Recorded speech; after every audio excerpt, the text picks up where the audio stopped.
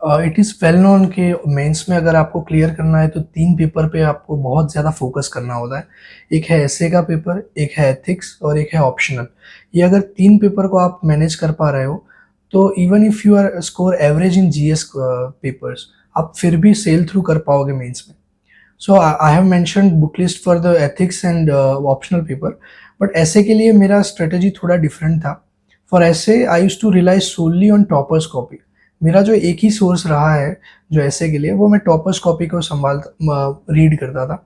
For example, I read a lot of essays by topper Kunal Rustagi sir, और इसके अलावा श्रुति Sharma ma'am के आप ऐसे देखोगे, तो इन लोगों के ऐसे ऐसे होते थे कि आपका फ्लो इतना स्ट्रांग होता है इनका कि कहाँ ऐसे स्टार्ट हुआ कहाँ ख़त्म हुआ, यू विल एन्जॉय द ऐसे, ऐसा लग। तो मेरे लिए एक स्टैंडर्ड बनाते थे वो लोग, और प्लस उनके ऐसे में से मैं डायरेक्ट वैल्यू एडिशन भी करता था। तो ऐसे के लिए मेरा सोल सोर्स यही रहा है, टॉपर्स कॉपी। इसके अलावा value addition for essay I used to make a quote book, और जो एथिक्स में मैंने एग्जाम्पल की लिस्ट बनाई थी और वैल्यूज़ के लिए जो लिस्ट बनाई थी, उसको मैं ऐसे में यूज़ करता था।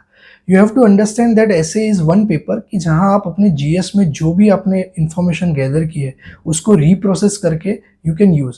फॉर एग्जाम्पल, वुमेन का अगर कोई ऐसे आया है, तो अल्टीमेटली आपने सोसाइटी में वल्नरेबल सेक्शन में वुमेन में आपने पढ़ा है कि what are their challenges, what government is doing, what more we want to do. तो इसी इन्फॉर्मेशन को आप वुमेन के ऐसे में ऐड कर सकते हैं, but just you have to add the touch of language and flow. अगर ये दो चीज़ को आप संभालते हो तो ऐसे का पेपर बहुत स्मूथ होता है।